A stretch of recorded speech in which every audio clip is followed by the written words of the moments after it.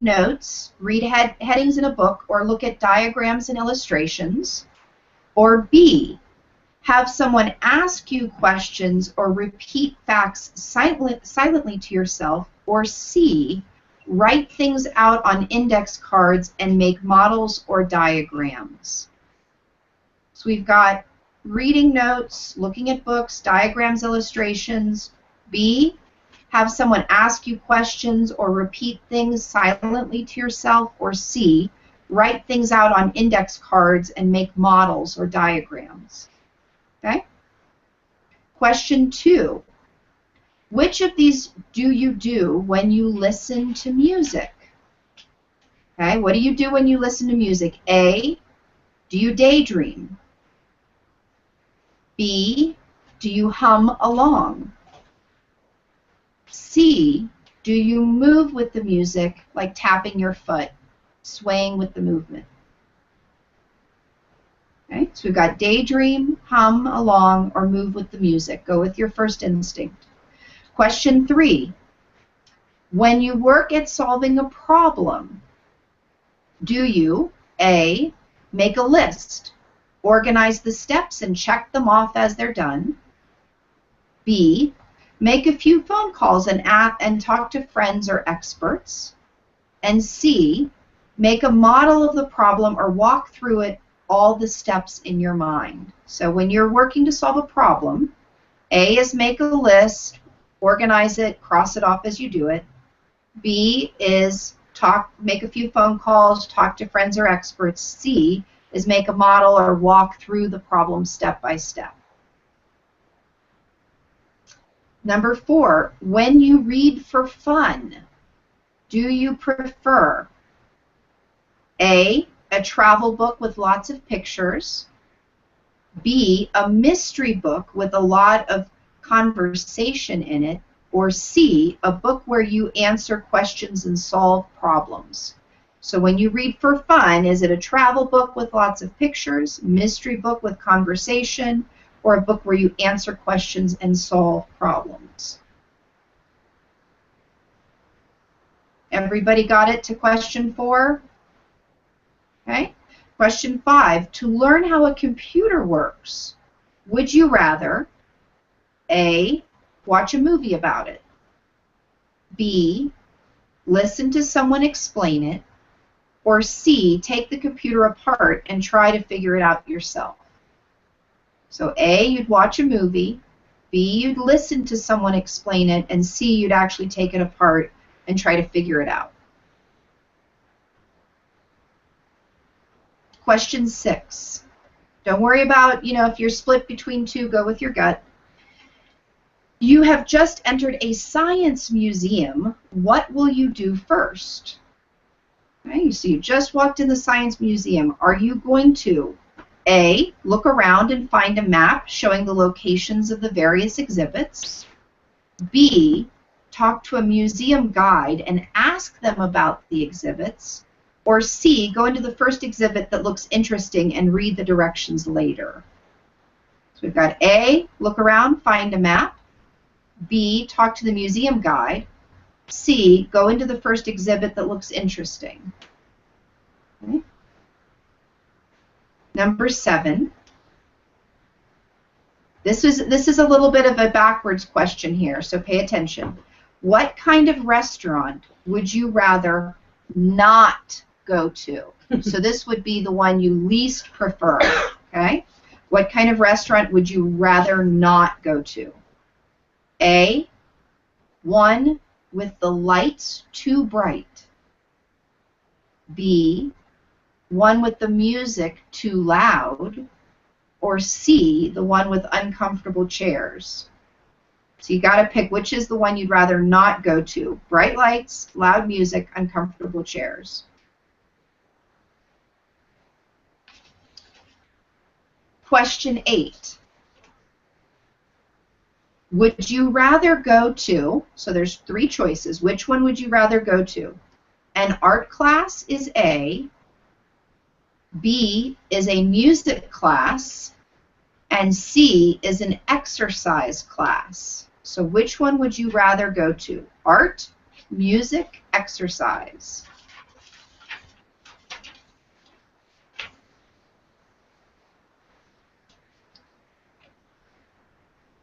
Question 9.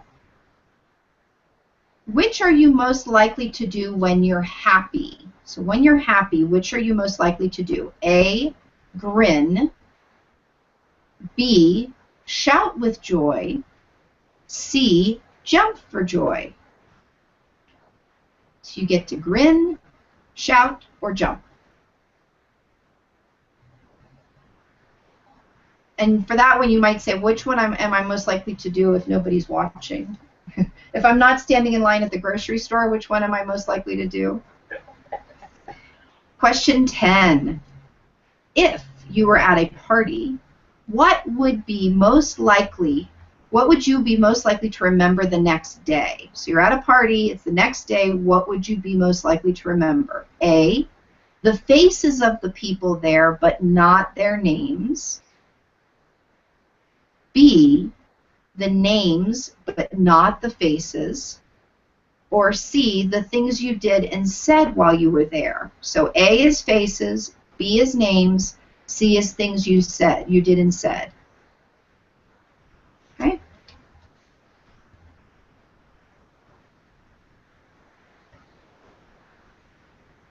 Number 11. This one is an interactive one, so you have to write on your paper the letters. Write the letter D, write the letter O, write the letter G. When you see that word, what do you do first? Option A is you think of a picture in your mind of a particular dog. B, you say the word dog to yourself or silently. Or C, you sense the feeling of being with a dog, petting it, running with it, etc. So when you see the word D-O-G, what do you do first? Think of a picture in your mind, say the word, like sound it out, dog, or sense the feeling of being with it, running with it, going for a hike. Almost done. Number 12, when you tell a story, would you rather A, write it out, B, tell it out loud, or C, act it out? So options are write, tell, act.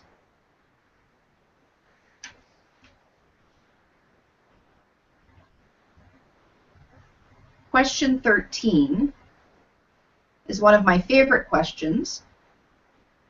What is most distracting for you when you're trying to concentrate?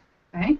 Trying to concentrate, what's the most distracting? Here's your three options. A, visual distractions. B, noises. C, other sensations like hunger, tight shoes, or worry.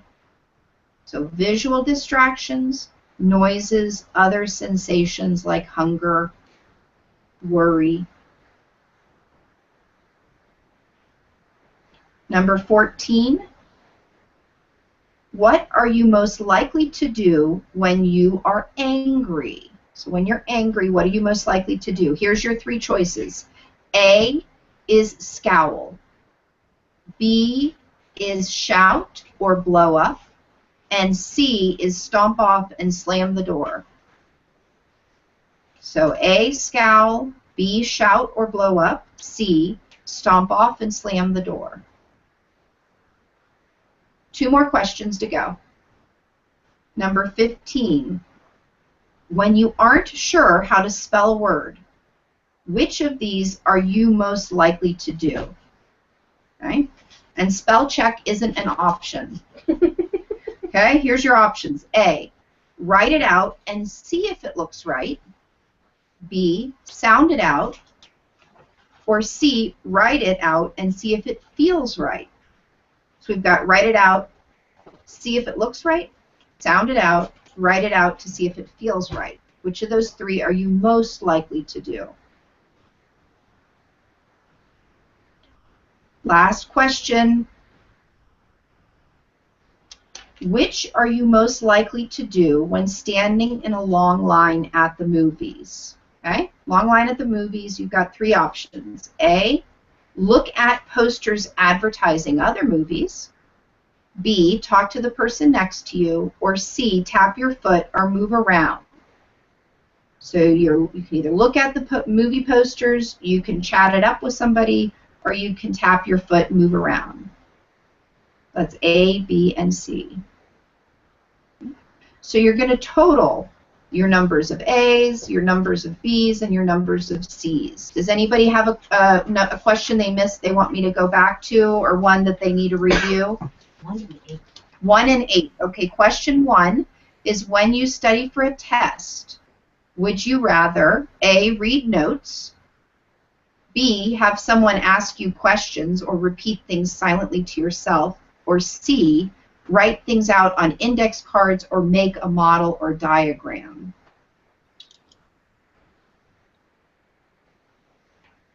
Number 8 is, would you rather go to an art class, a music class, or an exercise class? I have a question. Yes.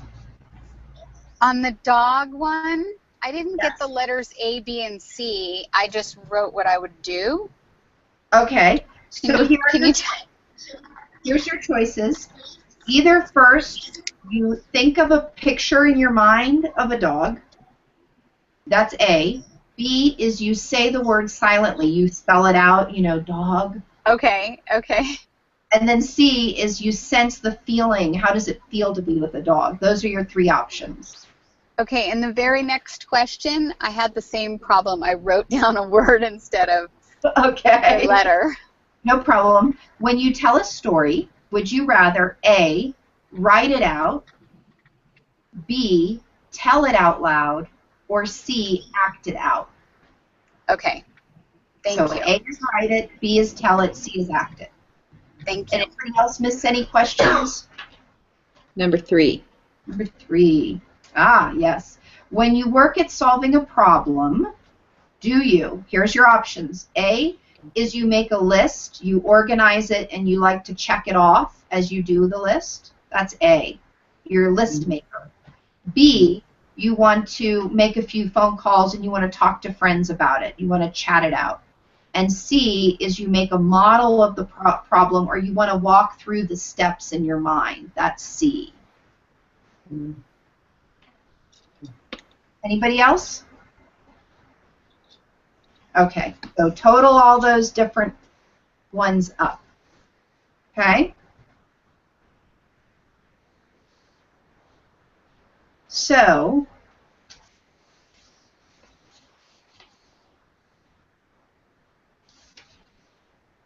once you total all those up, you'll see which one has the most. You'll be like, oh, there's a lot of A's, or oh, there's a lot of C's. Is everybody there yet? Can you see if you have more A's, B's, or C's? Yeah, thumbs up. No, we're still working on it.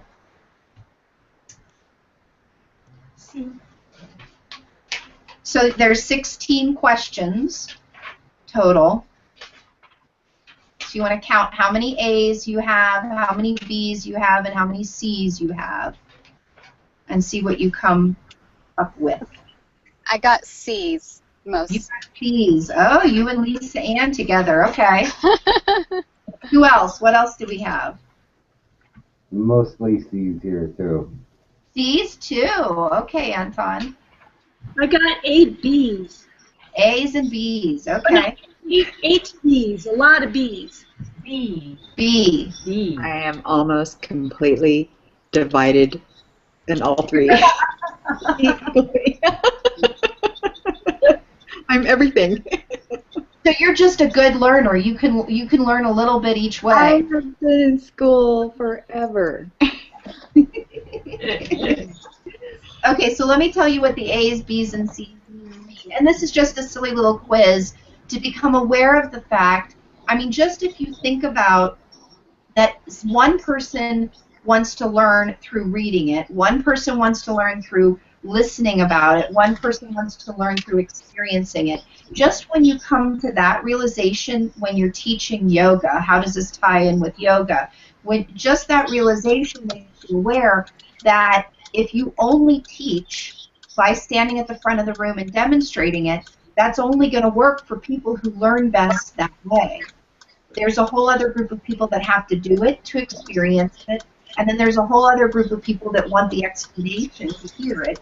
So that's why it's really important to be cognizant of how you're teaching and to mix it up, to include all different types. Yeah? So if you were an A, you may have a visual learning style. You learn by seeing and looking. Here's some clues about a visual learner. They take detailed notes. They like to sit at the front of class. They're usually neat. They often close their eyes to visualize or remember something. They find something to watch visually if they're bored. They like to see what they're learning. They love illustrations and presentations in color. And they're attracted to written or spoken language with rich imagery. And they like their surroundings passive, so not overly stimulating, right?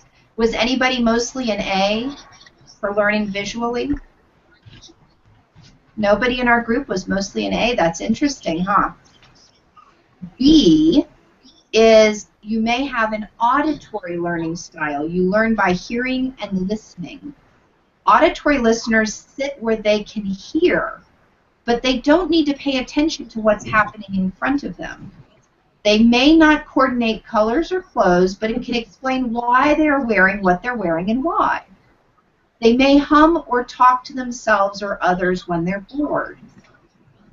They acquire knowledge by reading aloud, and they remember by verbalizing lessons to themselves. So that's an auditory learner. And if you mostly had C's, which we had quite a few C's in here, that's a kinesthetic learning style. You learn by touching and doing. This type of learner needs to be active and take frequent breaks. They speak with their hands and gestures. They remember what was done, but have difficulty recalling what was said or seen. They find reasons to tinker or move around when they're bored. Some people might call that fidgeting. They rely on what they can directly experience or perform. And activities such as cooking, construction, engineering, and art help them perceive and learn. They love field trips and tasks that involve manipulating materials. And they are more likely to sit near the door or someplace else where they can easily get up and move around. They are generally uncomfortable in classrooms where they lack opportunities for hands-on experience, and they communicate by touching and appreciate physically expressed encouragement, such as a physical pat on the back.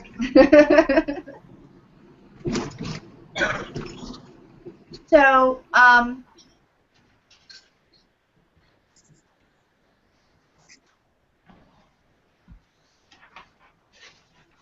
just taking a moment and reflecting on what you wrote down and listening to that. In our last session when we did this, some people were really surprised at when they took this, and they were like, oh, I'm really surprised that I didn't think that was the type of learner that I was, but now that I hear some of that, I go, yeah, that really does click. Does anybody have any thoughts on that?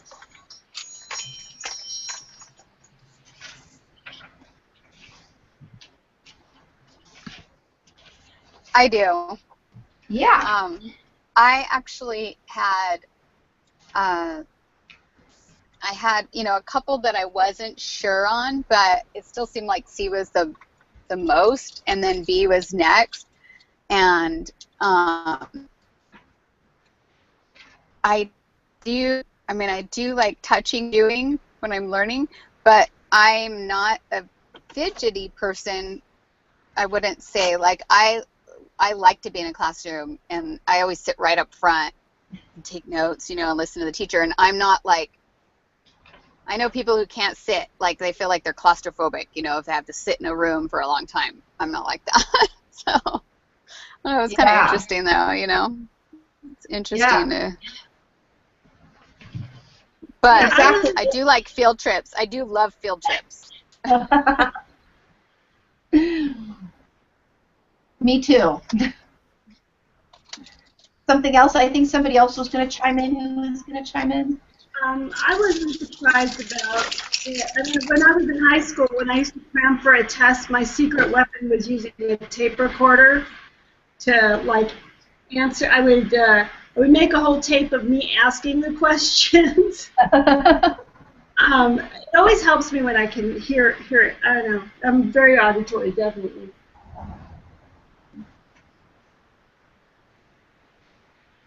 So a little companion piece to what we're talking about is the handout. Does everybody have their handouts from Saturday?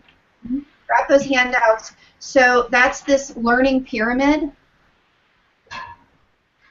And, you know, there's nothing without controversy in the world, especially when it comes to education and learning.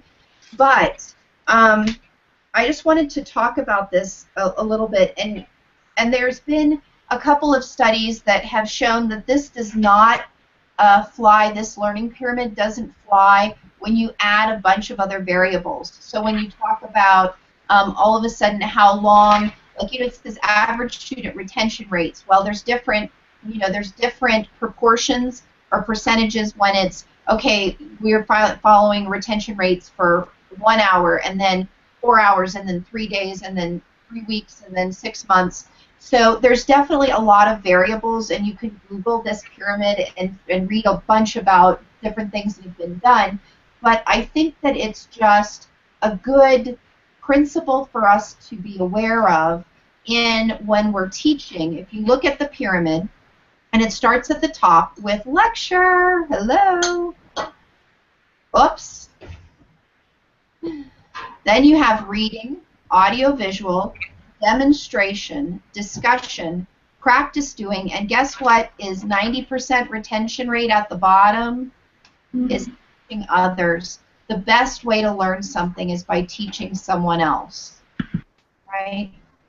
Now, our yoga classes in general are set up through demonstration and practice doing.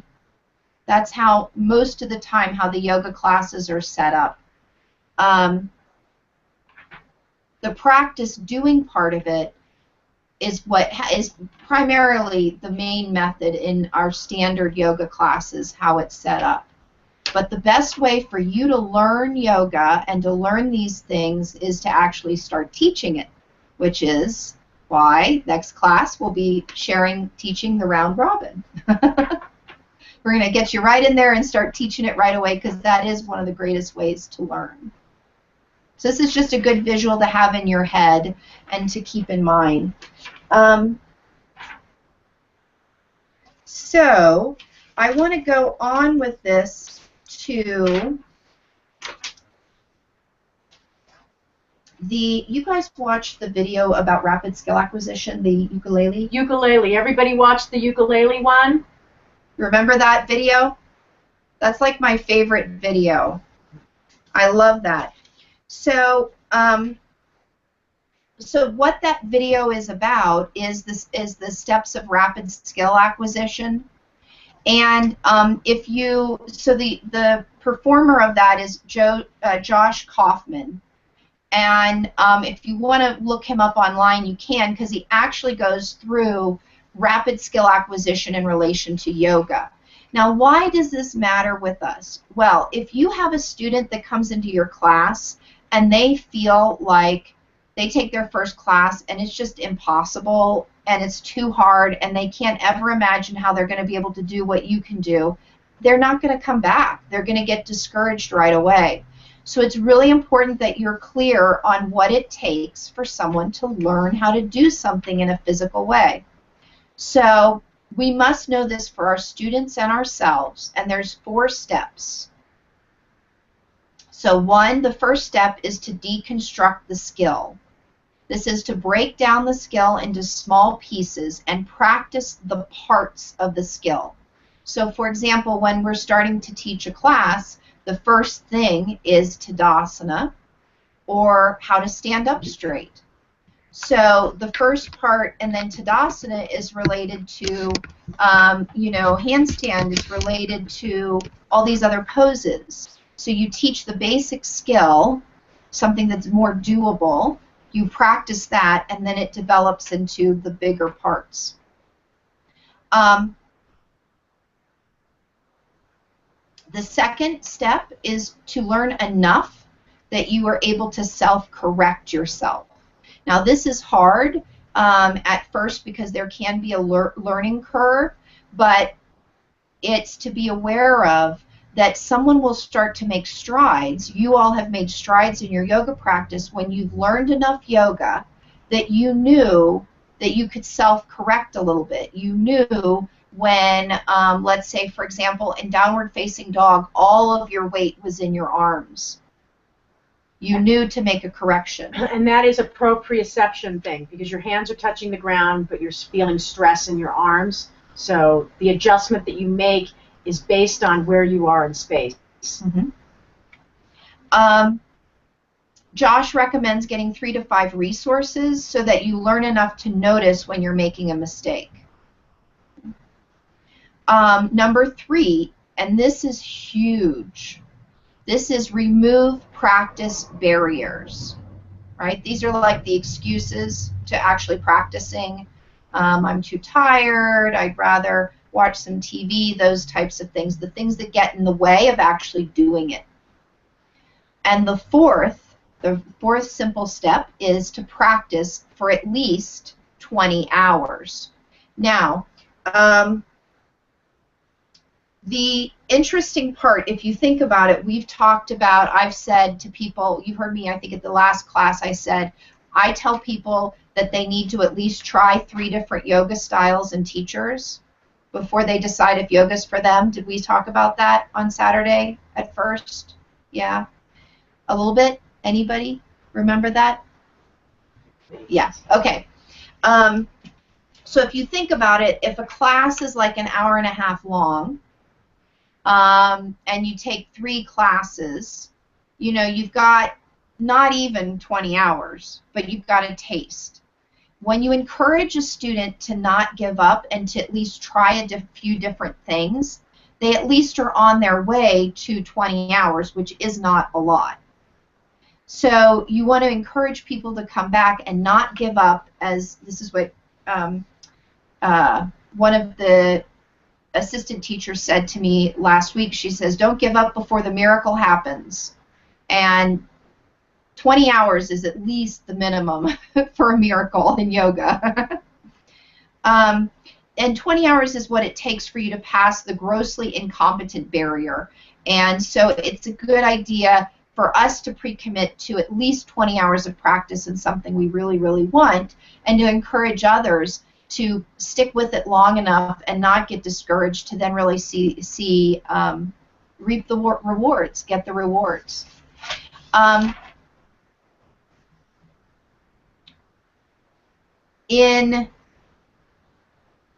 This is one of my favorite quotes. The major barrier to skill acquisition isn't intellectual, it's emotional. The major barrier to skill acquisition isn't intellectual, it's emotional. Right? Everybody, I'm sure, can relate to that when you've really, really wanted to do something and then fizzled out. Give me thumbs up if you've ever fizzled out. Yeah. Can you repeat it, please? Yes. The major barrier to skill acquisition isn't intellectual. It's emotional. The major barrier to skill acquisition isn't intellectual. It's emotional. So And the interesting thing is Josh Kaufman's wife, so the guy with the ukulele video, his wife is a yoga instructor. So he took this and he applied it to yoga. And he did, his summary was how I learned yoga and how you can learn yoga.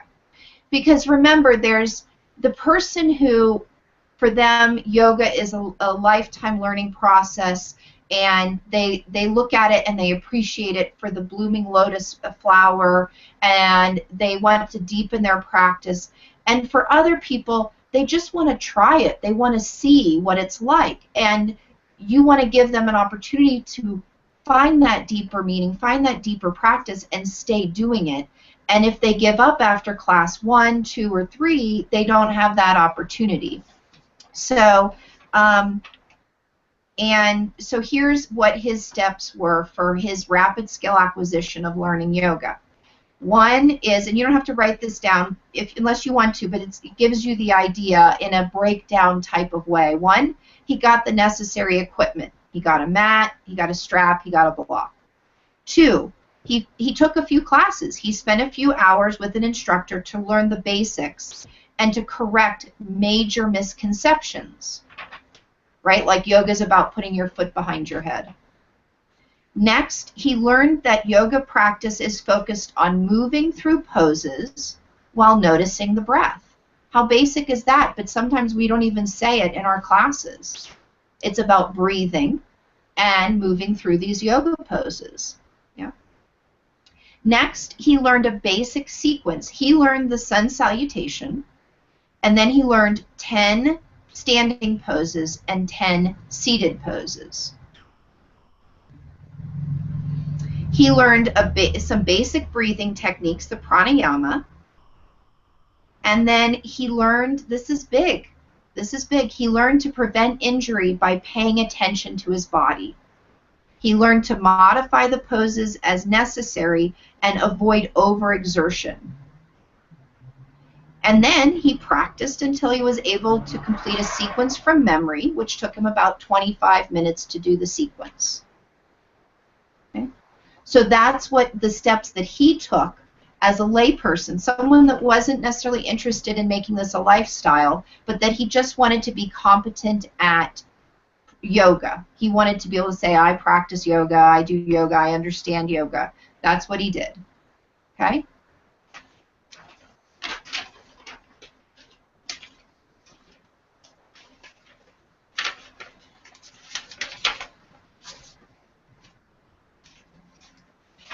Can someone remind me, I know that I handed out the learning pyramid. What are the 2 other handouts I gave out just to make sure that, oh, Lisa Ann has it. That one, yes. And different learning styles. Mm-hmm. And yes, I have that one. And what was the 3rd one? beginning yoga workshop and basic terms. And yoga registry. The learning styles, is that the learning styles summary? Yeah, okay, cool. Just making sure. Okay.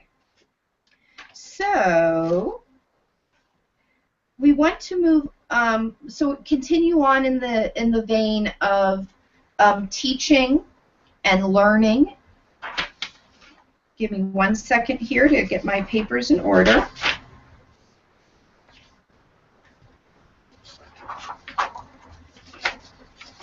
In order to have a successful yoga class, we have to talk about classroom management.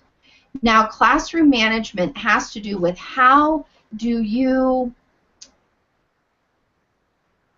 organize, how do you present the space and the class so that it's of most benefit to the students and it's engaging to them. So classroom management has a lot to do with your communication. It has a lot to do also with your voice control, the control of your voice, and it also has to do with engaging the students. So we're going to talk a lot about voice control because this is really critical as you teach. It's one thing to sit and speak and project so someone can hear. It's another thing to stand up. It's an entirely different thing to be moving in and out of yoga poses and be able to speak clearly so that people can understand you. Does that make sense? Yeah? Okay. Has anybody here been in a yoga class where you couldn't hear a word the teacher said? Wave your hand. I hope it wasn't me. Was it me? No? Okay. I've got a loud mouth. It's usually not me. We're both loud mouths. We're both loud mouths. You too. Well, not just that, it's when I've had yoga classes outside. Yes. So within a confined space, you normally can hear well, but as soon as you get out, your voice drifts away. Exactly. Totally. Yeah. Good point. Anton, are you taking notes for this Saturday? Yes. Okay. Everybody, while I think of it, Anton is teaching this Saturday at the Hike and Yoga outside class. Oh, cool. 8:30 a.m. Yeah, it's an outside class. It's a donation class. So if any of you can come and check it out, bring your mat. 8:30 you meet. Anton can tell you where, but it's at Pioneer and Nana. And it'll be like an hour and 15-minute class with a little walk, wear sunscreen, wear a hat. And it'll be at 8:30. So this is great for Anton to hear. You have to project when you're outside. So with our voice, we want it to be authoritative but pleasant, and we want to make sure that the volume is appropriate. This is one of the biggest things that seems to be a struggle for people is volume. It's better that you're a little too loud and someone has to tell you to tone it down than it is for people to not hear what you're saying.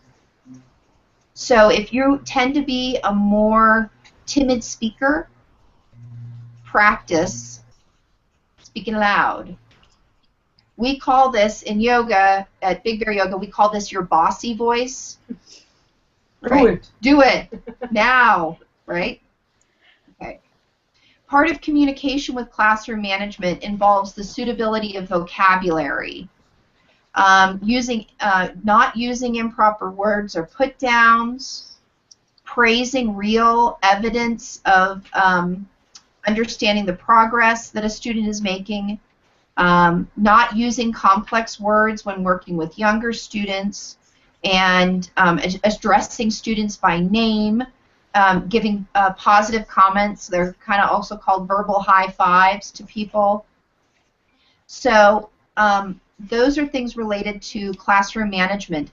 Those are major things that when you teach your class and are evaluated, those are things that we assess you on. Are you speaking so that people can hear you even when you're in downward facing dog? Right.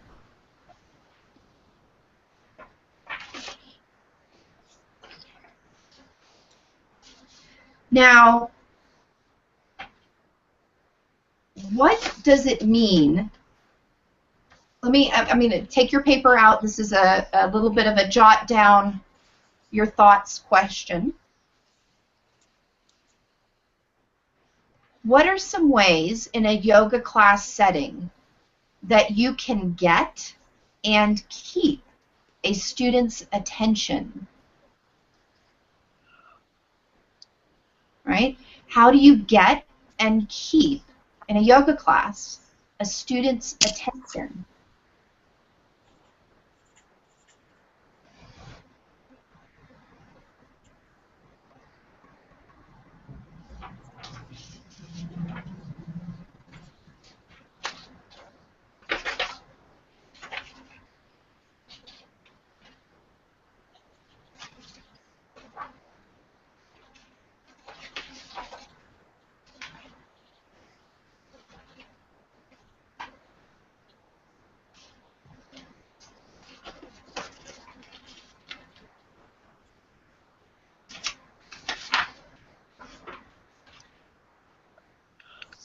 So contemplate that for one more moment.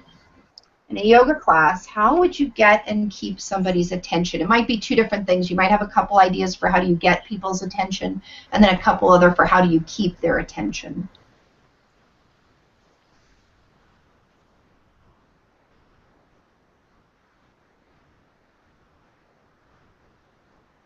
Should we answer now? Let's give it 1 second because I want to read you something first. Okay. About the definition of engage. I want to highlight a particular definition. It is to provide occupation for, to involve someone. It means to hold their attention of, or engross them. It is to induce them to participate.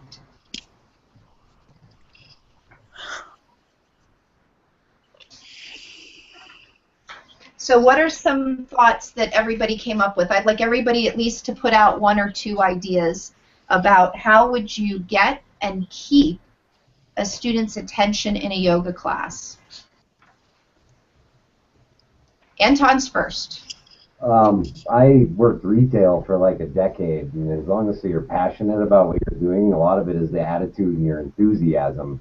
Like when I was excited about something, I would always have just complete undivided attention, even from other people that were just around, just based off of, you know, how excited I was about talking about this new thing, you know, that was coming out, or, a new CD or a new, something by a new artist that if you like this, you're going to like this, that kind of thing. And, kind of would be able to go off on different tangents. And, if you, and then your vocabulary and your posture and, of course, things that you're wearing and, it even goes down to, if you're wearing too much cologne or if you're wearing too much perfume or not enough.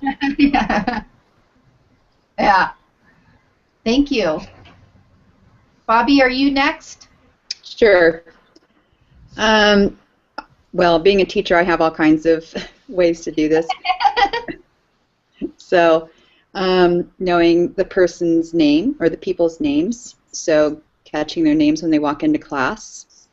If it's a big class, that's a little more difficult to do, but if you have, maybe, 8, 10, sometimes you have regulars, so you already know their names. But if it's someone new, make sure you know their name and, kind of recognize them during class. Also, what Anton was saying about being enthusiastic, you can change your voice, your intonation. You can be, a little slower, or it can be a little more excited, but it keeps your students engaged that way too. When I taught health, I had over 960-some students I taught every week, and I taught yoga as part of it. So it was the same lesson 23 times. So I had to be really enthusiastic, But as the week went on, I knew certain points in the presentation or lecture or whatever that where I might lose them, and how to come back in and get them engaged, or get them to talk to each other. But in yoga class, that's a little bit different. Yeah. So, anyway, or share a story or something funny. Oh, something funny. I like that. That's a great, great way to bring people back to the present moment. Is something funny? Yeah, exactly. A story, something that makes people. People love stories. Storytelling is very, very powerful, and there's so many rich stories in the yogic tradition with the different deities, with the different names of the yoga poses. And so it's a fun idea to get a couple different tricks in your tool box or tool bag of or icebreakers. Or icebreakers, exactly, to have some of those. That's a great, great point. Thank you. If you see a grimacing face, how can you break that grimace? Yeah. Who's next? I'll go. Oh, yes. Margaret. I put by addressing them, like maybe making eye contact also, but things like, oh, that's right, you're doing a great job, but to look around the room and kind of, so people feel like, oh, it's personal, You know, like if, oh, okay, remember to keep breathing, you know, might be kind of for everyone, but if you're looking around and you can make eye contact, I think that would keep people engaged. Eye contact is a big one, and I'll tell you from my own personal experience, it can be a little bit hard to do. For me personally, because I find that when I practice yoga, I like to kind of zone into my own space, and if someone gets eye contact with me and I'm like in the middle of being in that space, it can kind of be a little bit like, what? But I do think that it really can help, especially in some classes. It can be really, I think it's missed, especially in really large classes. It's very hard to do. But in those smaller classes, it makes it very intimate and very personal. So I love that. That's a great total point. And especially if you feel like somebody's losing interest, getting eye contact with them is of great benefit. Yeah. Okie dokie. Last but certainly not least.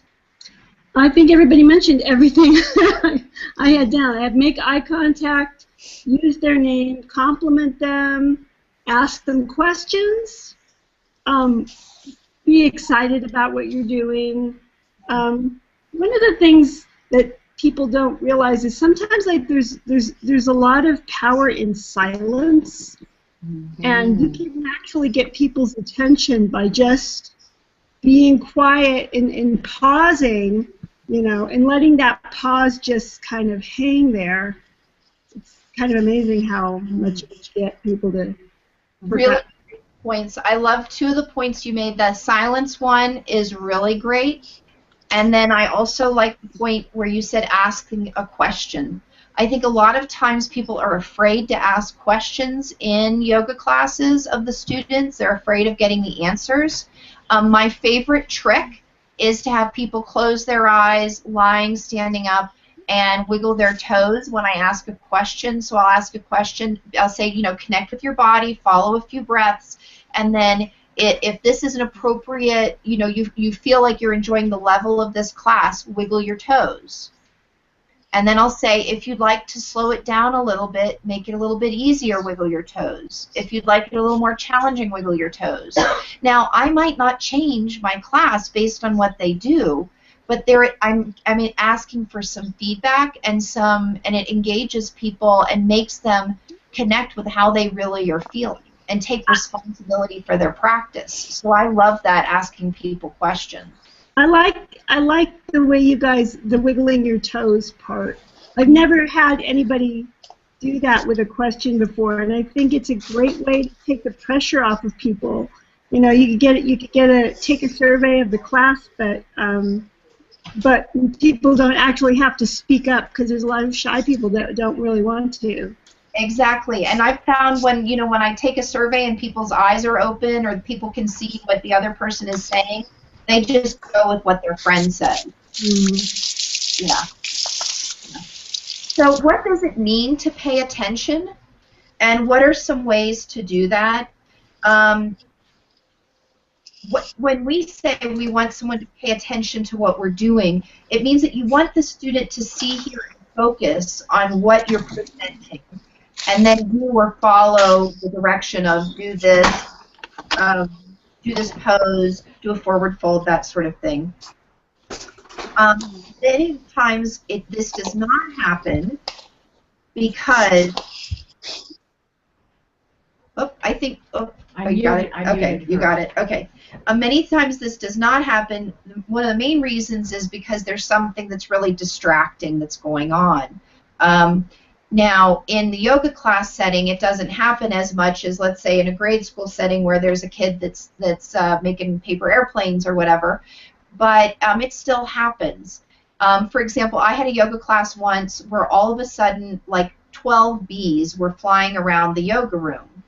And so all the students were like, what are we supposed to do with the bees as we're here in downward facing dogs? A real thing happened. So no matter how much I want them to pay attention, they're not going to if there's this big distraction.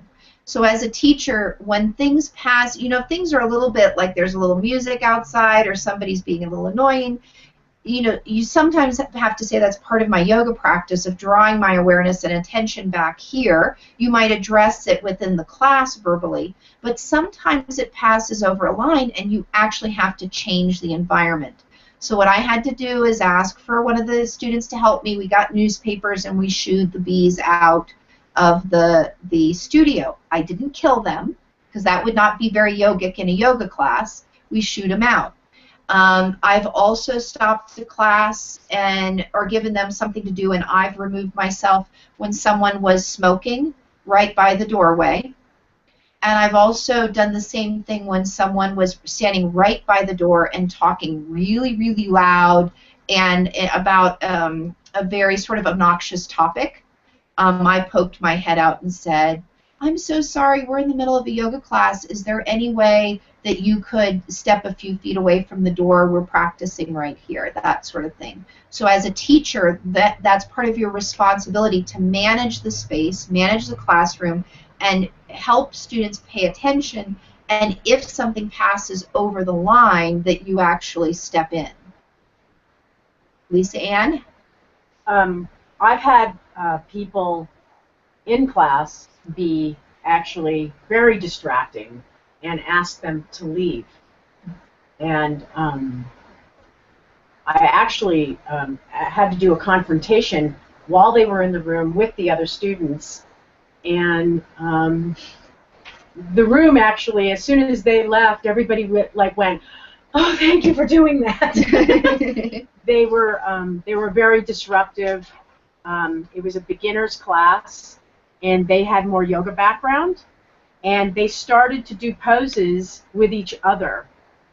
And I drew the line. I brought everybody up standing, and I looked directly at them, and I went, "Are you sure you guys want to be in this class?" And they went, "Why? Do you have a problem with us?" And I went, "I think you need a hotel room." And I did it in a humorous way, and they were disruptive for a very specific reason, but I didn't find out what that specific reason was for quite a few weeks. And it was like a comeuppance of like knowing why they were being disruptive. They were doing it on purpose.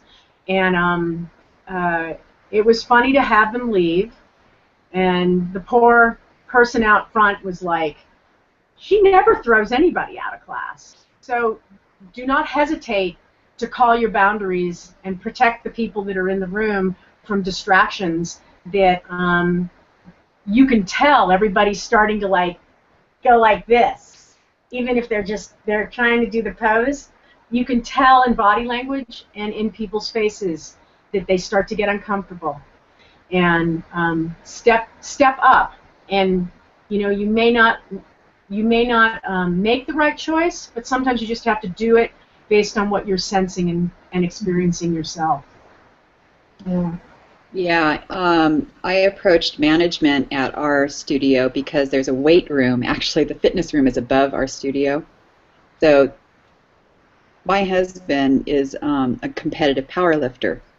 And he knows how it is in a weight room, and he says the rule is, with weights, if you cannot control the weight, it's too heavy for you. So that was my little thing, my little spiel I had to take upstairs with people in the weight room and with the management, and it kind of went away for a while, so I might have to do it again. I'm not shy. And we can do it in a loving and yogic way. Yeah. It doesn't have to be confrontational, or it doesn't have to be, and like Lisa Ann, making it humorous. And also, from their point of view, she didn't say, "You guys don't want to be in this class, period." She asked them and said, "Are you sure that you want to be here?" Give them an opportunity to step back. Here's some other reasons why a student might fail to pay attention in our class, and this is good to keep in mind. One is they're too young. Once in a while, we may get a parent who wants to bring their child into the yoga class with them, and if they might not fit into the class just because of age and their attention span. They might not even be interested in what we're doing. They're too tired. This is a big one. I know people come to yoga class way, way, way overtired. We all have had those things happen. Being overstimulated. It could be just like really hyped up from work, or what's been going on, or coffee. Yeah, coffee. I'll add to this also having overeaten or not eaten enough, low blood sugar, or being stuffed. What you're doing is too easy, so they get bored. I mean, to me, Tadasana can be one of the hardest poses. So everything, you can make it as difficult as you want, but that requires an intermediate to advanced student who knows that. A student who's beginner, who just wants a workout, and then you're doing what they perceive as an easy pose, they could become bored. Or that it's too hard. They give up, and now they're just kind of, lollygagging or following just because.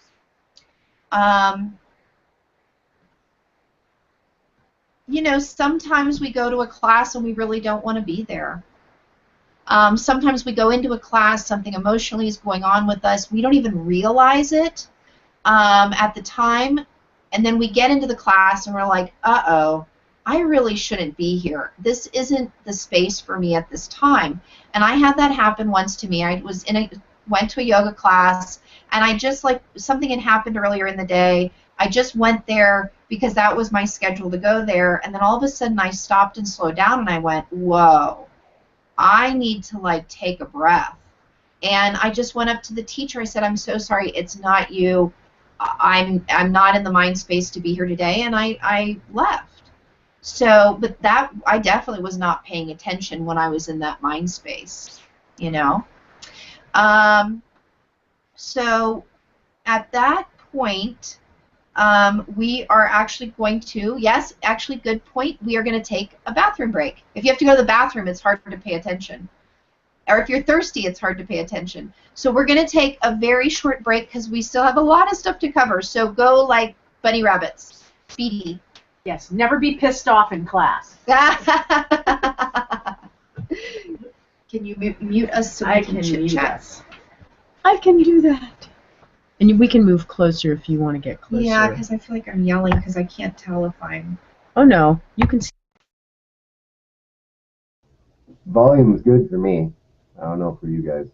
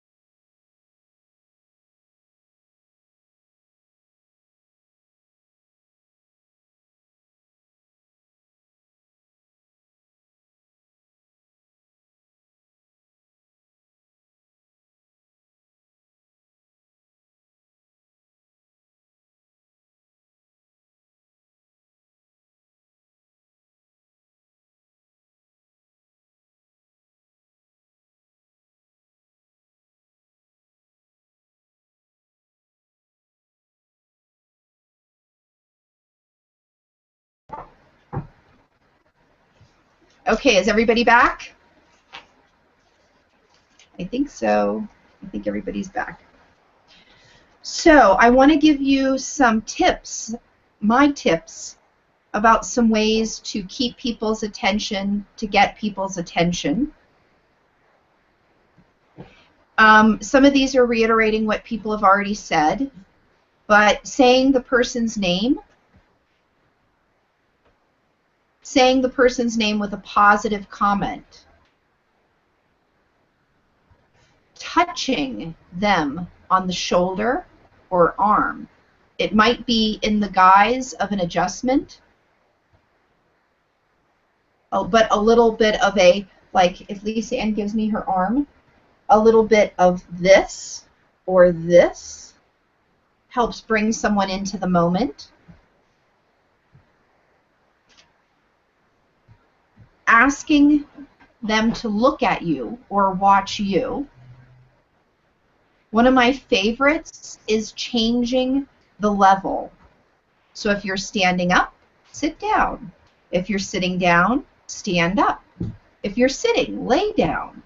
If you're laying on your back, flip over, lay on your belly. Tell a story. Remember that we all fidget, so maybe try fidgeting together. One of my favorite fidgets is swirling the hips, shaking it out, right? Anything like that helps get the fidgets out.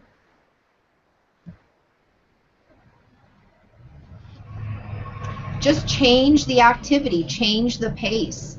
If you're going through a vinyasa flow at a slow pace, maybe you want to speed it up.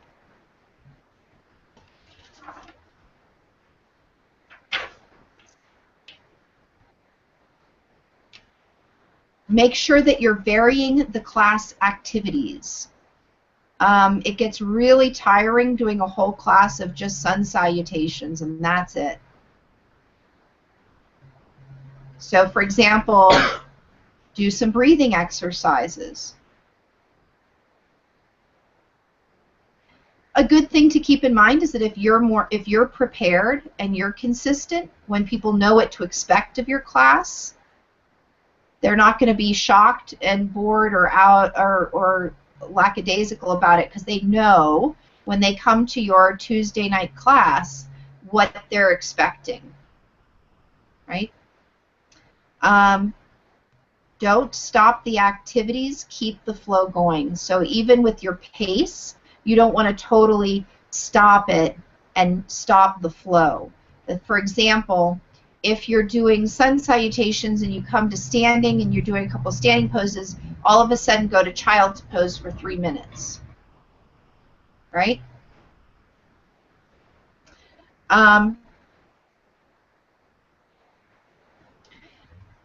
Ways to get a student's attention back is changing your voice, right? So you could start whispering, you could speak louder. Change your placement in the room. So if you're in front of the class, move to the back of the class. Demonstrate at the side of the class. Change the music. If everybody's like really like exhausted and zoning out, and it's not going that route, put a little bit more of an upbeat music on. Okay? About changing directions, know the room that you're in. I stress this all the time. Be aware of your surroundings. If you understand where the north wall is and it's part of the parking lot, know that the parking lot's out there. Know that the front door is over there. Know that the kitchen is over there and that the lilac bush is outside that window. Be aware of what people could actually pull their attention to. Mm-hmm. Take a moment to refocus on the breath. Notice the inhale, notice the exhale. Sometimes you have to do an intervention. I do this a lot of times. I'll ask my class before I even start, how's everybody feeling? Is everybody pretty tired, run down, or are we feeling pretty energized? Shuffle students, move the room around. You can move you can move the students. Everybody come to the wall. Stagger the students if it's a crowded room. Mm-hmm. Explain why. Yeah. So those are just a couple different tips, different ways to mix things up. At first, when you're teaching yoga classes, it might be challenging to try all these things, do all these things. This is a great environment for trying these things now while you're in the training, but just keep them in mind as, again, tricks up your sleeve. And I suggest that you try some of these and you vary it, you keep it interesting in your classes.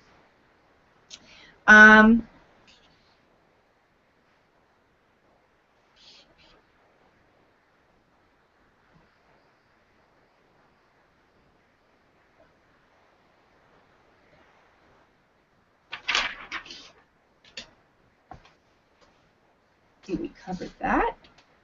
Okay. Let's go. Oh, we have so much to cover. I'm sorry. Let's move to something. Let's switch it up. We'll take my direction and switch it up. So we're going to go to some vocal exercises and breathing and speaking information. Okay? So we talked about how voice and tone is important, and that can help keep people's attention. It can help switch the energy of the class. So there's 5 aspects of a powerful speaking voice. The first aspect is breathing. Okay? If you are on an exhale, there's no breath left, and you're trying to say something forcefully, it's going to come out as a whisper. Okay? So a big breath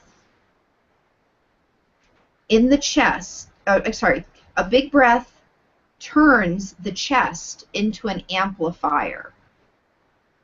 Okay? A small breath is a whisper breath. A big breath is an amplified sound. Does that make sense to everybody? We're going to do a little exercise here. So sit up straight. You're going to put your hand in front of your mouth. You're going to take a small breath in, and you're going to blow the breath out like you're blowing out a candle. So just take a little sip in, and then blow out a candle. Okay? Do it again. Little sip. Blow it out. Okay? Now take a big, big breath in, as much breath as you can take in. Fill the lungs. Make it a barrel. Now blow the candle out. Right? Do it again. Big breath in. Fill the drum. Blow it out. And release. Okay, did that make sense to everybody? Now it's the same with sound. If you take a little breath in, it's going to be a little sound out, or a short amount of sound. But if you take a big breath in, there's more. Has more space to vibrate, and that you can make more noise. Okay. And you can also make space between your words then, too. Mm-hmm. The second aspect to breathing and speaking is resonance. Okay. This is where you can actually make a vibration, the vibration of the voice. So bring your hands to your chest, and then bring it between the breasts, or to the bottom of where the rib cage ends here. Bring your hands here and hum.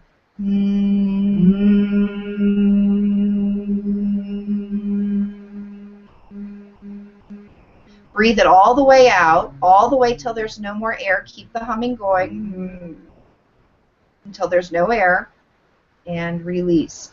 Now I want everybody to say, in a very whispering, quiet voice under your breath, I want you to tell somebody to start talking them through sun salutation. Okay, so barely, you won't be able to hardly hear. Feel the vibration when you do that.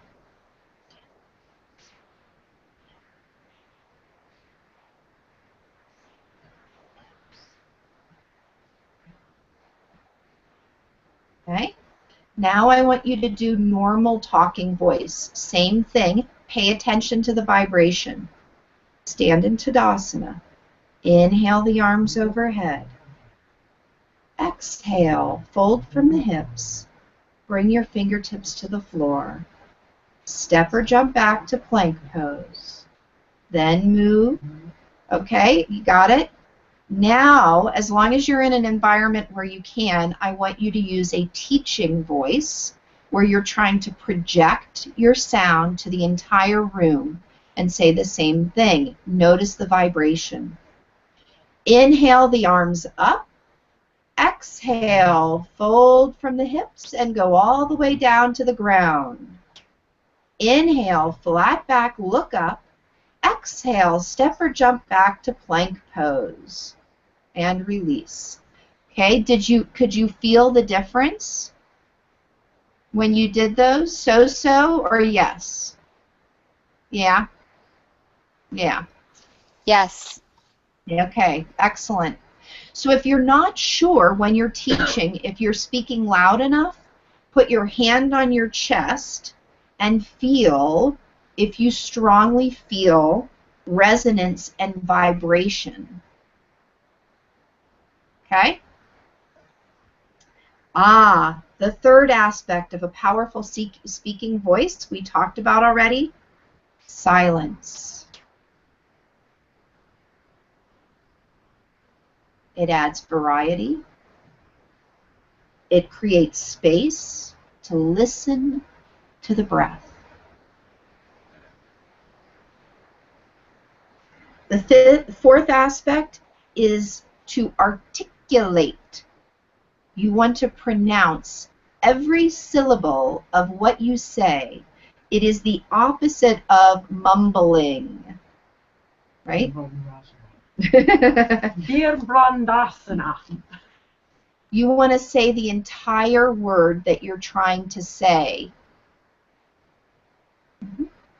A good a good way to practice this is to imagine someone was trying to read your lips when you say it, and if you're mumbling and you're like that, the lips don't do anything.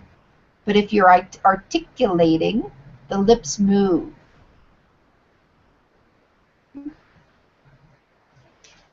And the fifth aspect is inflection. Okay? Upward inflection is asking a question. Downward inflection is making a statement and conveys certainty. This is related to that if you're able to demonstrate your knowledge of yoga as a teacher and your expertise, is that you say things with a statement with certainty, not questions. For example, step your right foot back versus step your right foot back, right? So I want everybody to try it. So you're going to give a direction with a question mark, and then you're going to give a direction with a period. So first, and you can say, again, you can say, you know, step your right foot back, or you can say step back to downward facing dog, or come up to standing, and you practice it with a question and then with a statement. So everybody's going to get a chance to try. How about Bobby? Do you want to go first this time? Okay. Yes. Come up to standing or come up to standing. Perfect. Thank you. Margaret, how about you? Okay. Are you ready? Yes. Step your right foot back or step your right foot back. Actually, I don't think the second one was good. Try again. But use it would be bossy mom voice. You know, like you're not going to ask the kids if they're going to step their right foot back. You're going to tell them. So step your right foot back or step your right foot back. Yes, perfect. Very nice. Very nice. Who's going next? Anton. Oh, Anton's jumping out of the screen to go next. Go ahead and roll over to your left-hand side. Or please roll over to your left-hand side. Yes. Oh, I love it. Thank you. Denise. Oh, okay. Step back into downward dog, or step back into downward dog. Yes, very nice, very nice. So that is perfect. So you want to be conscientious of that and how asking a question or making a statement turns a request into a direction and also conveys your experience and knowledge of what you're doing. Okay?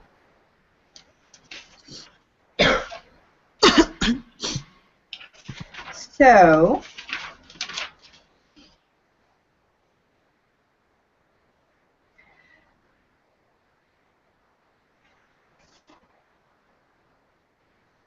the next important thing that I want to mention about breathing and speaking and teaching is why it is so important to sing your instructions.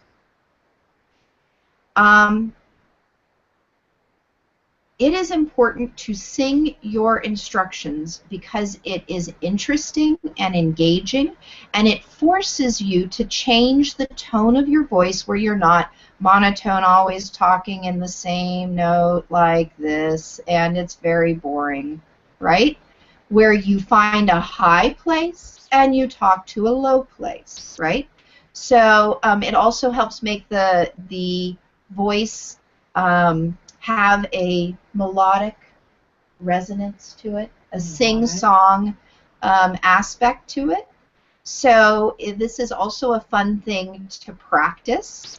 It's a little bit like patting your head and rubbing your belly, but is to practice giving a direction to, like, Mary Had a Little Lamb, or London Bridge is Falling Down, or Somewhere Over the Rainbow.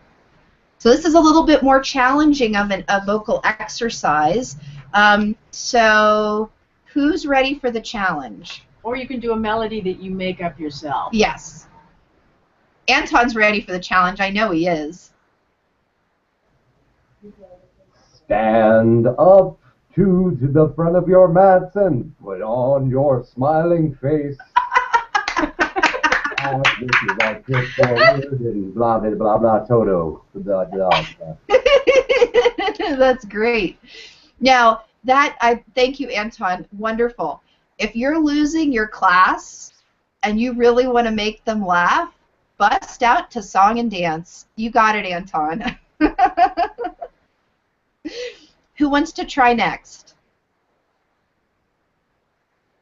Uh-oh. Nobody's willing to jump up. Anton went for I'm a little confused at the assignment. Singing a yoga instruction. Okay. That's it. Okay, hold on.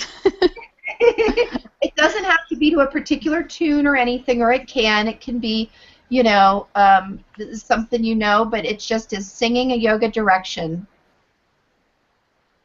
And no Nicki Minaj. Raise your arms in the air like you just don't care. That's a good one. Stop in the name of love and open up your heart. That's a good one. That's a good one. I like that. Okay, Remember, Margaret. your repertoire is everything. If you love music and you have a particular song you like, play with the words. Yeah. Oh, come on, Janice. I can do something. What can I do? All right. Let me see. You said Mary Had a Little Lamb. Okay. Yeah. Raise your arms above your head and exhale down to the ground. Yeah. Good. Nice. Nice. Okay. Bobby or Margaret? Think about songs. One of my favorite songs is actually Starlight, Starbright. Mm-hmm. But I've heard it changed in Alice in Wonderland. Where's the tea tray in the sky? So all you have to do is just substitute. Stick a word in, even if it doesn't match, or if it does match the song.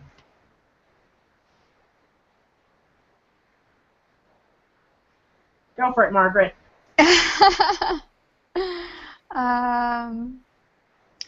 Fold at the waist and look up halfway. Nice. Good job. Good job. Yeah. Yeah. Okay, Bobby. You're last.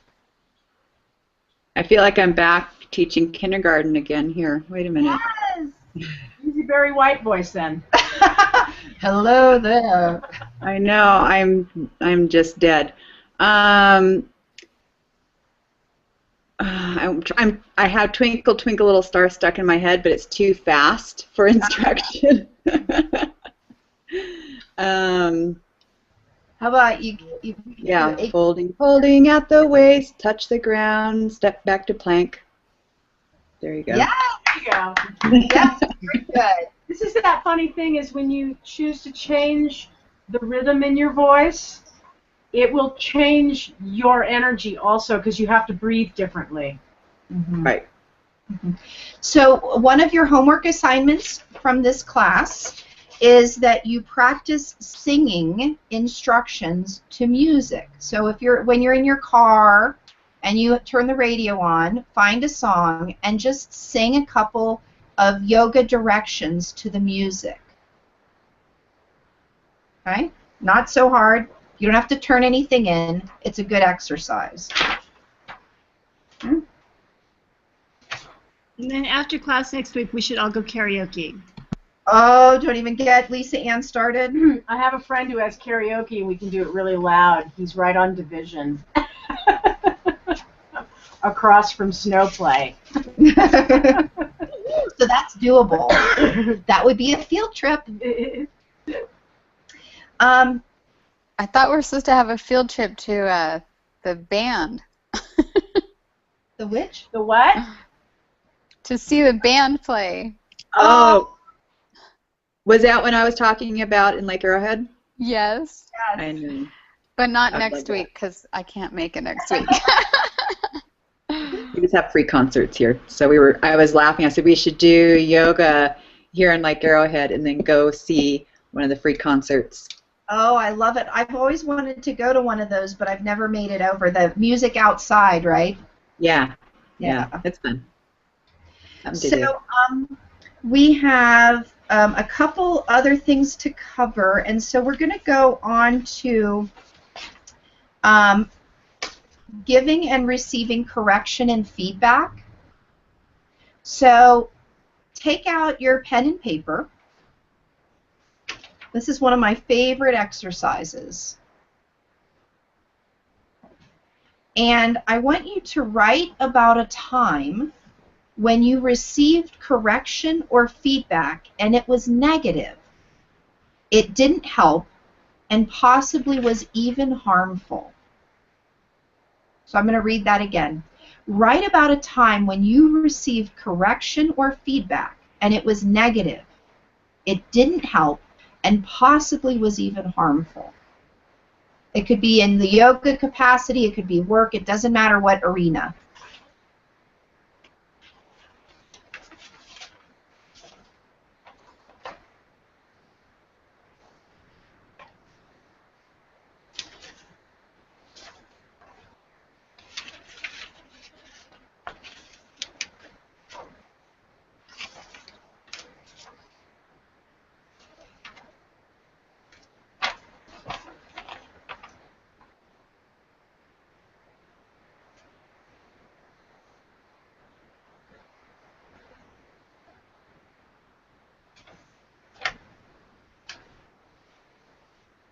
Take another 2 minutes.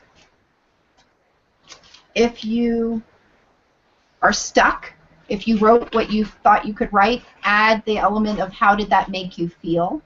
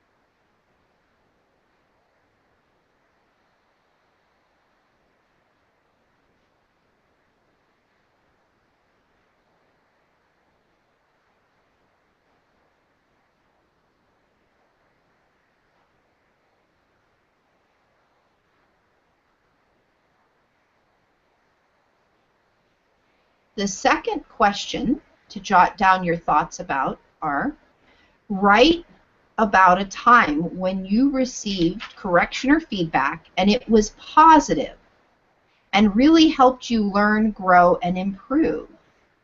So it was a positive experience. It might have still been somebody was giving you correction or feedback, but it was positive and it helped you learn, grow, and improve.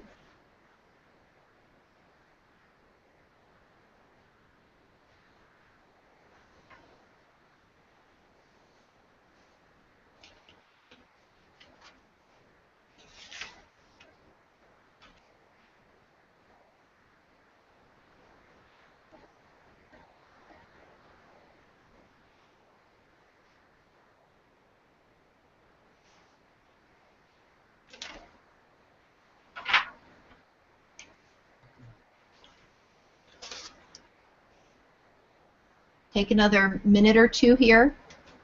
If you get done, then you add on, how did that make you feel?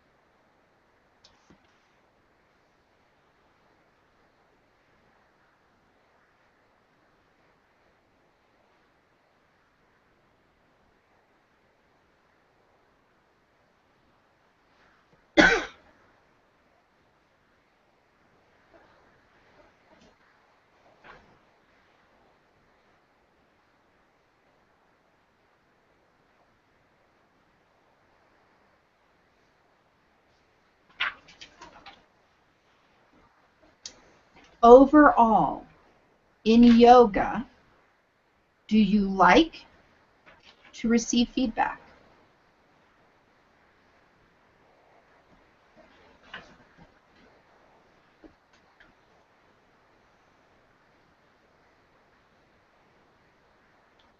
So I'd like to ask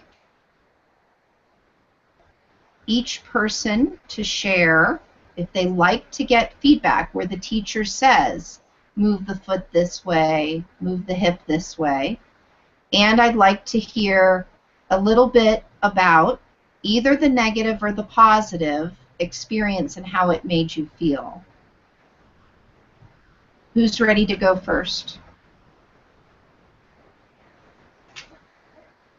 How about Bobby? I saw Bobby's hand go up first.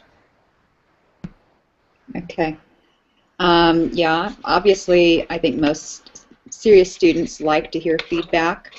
I just feel like I know I do. I want to know if I'm doing something wrong. I don't want to get hurt, so I want my alignment and stuff like that looking good. Mm-hmm. I have a couple times where I've heard like a negative feedback, but kind of a passive-aggressive kind of thing, where this person says, I don't see anyone doing this pose correctly, so you shouldn't be trying it,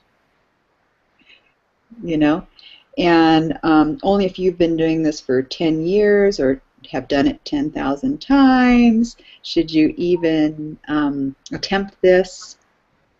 And sometimes, how did that make you feel? Well, I felt singled out. Mm-hmm. You know, I know some beginners, like we talked about that, some beginners will try to do the more advanced poses, but, you know, I feel like I'm like an intermediate student, and when I hear something like, I don't see anyone doing this correctly, and I can see in the mirror, you know, I'm like, I see a few people doing this okay.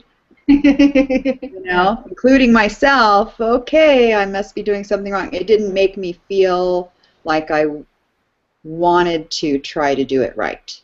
Right. Yeah. So. Thank you. Yes. And I think that's a great point of one of the drawbacks of or not drawbacks, inappropriate feedback is feeling singled out and then feeling a little deflated or like, why even go there? Mm-hmm. Thank you. Who else was ready to go?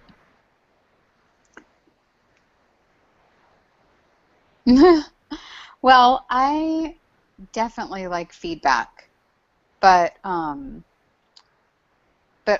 agree that there have been a couple times when the teacher has said things like, you know, that don't try this one, or this is for advanced students, and I always want to try it, even though I know I can't do it, you know. But generally, I like, you know, a little help. Now, if the teacher's telling me like several times during the class, then it just makes me feel like, you know, I'm stupid. So a little bit of feedback I think is good, but not too much in one class hour, you know, or one class session. That's a really great point. Frequency of feedback. It gets a little old after the 10th time. Yeah. And can you share with us a little bit either an experience where you had a feedback and it was negative and didn't help, or where it was positive and it helped you learn or grow? Well, definitely things like, well,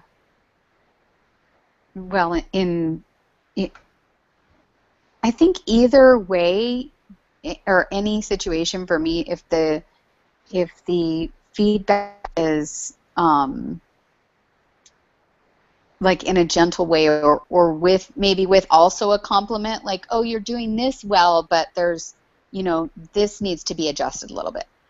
And instead of just, oh, that's not right, you know, or you need to change that. Kind of like, oh, well, your arm is looking good, but, you know, your leg should be a little bit over, you know. I think that works well for me. I don't know about everybody, but a little bit of a compliment and a suggestion to change, so. Yeah, that's a great point. Thank you for making it. I know Lisa Ann and I think have talked about and agree that for every one negative thing, you're supposed to say 3 positive. It's 5. Oh, that sounds great. That sounds great. 5 positive things. I like it. Or my other friend said you're supposed to sandwich it. You say, I really like how this is happening. This could be tweaked, but like where you're going with this is really fabulous, or something like that. So then you sandwich it in between, because our minds, and this goes back to Tony Robbins, what I love what he shares, and where he talks about our minds want to cling on to that negative thing, and so you at least have to have it over double positive.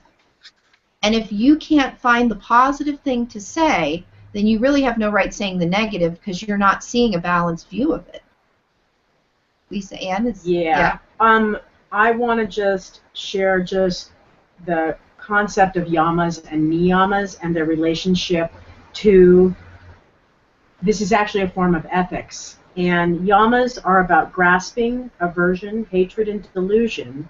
The niyamas create well-being for others and ourselves.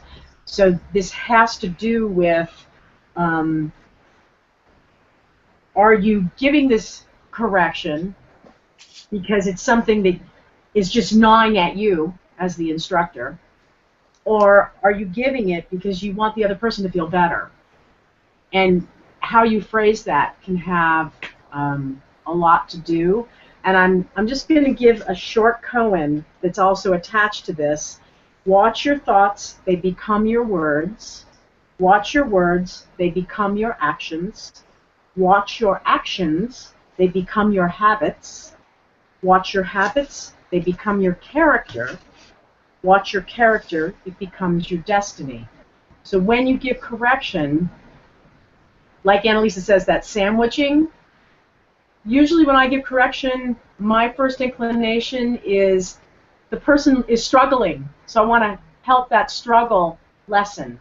So I'm always more attuned to, if somebody's struggling and fighting with the pose, what can I do or say that might change that reference point in their own head? And that's my little 2 cents right there. Thank you. Thank you. So let's see. Bobby went and Margaret went. Who's next? Unmute yourself and go for it.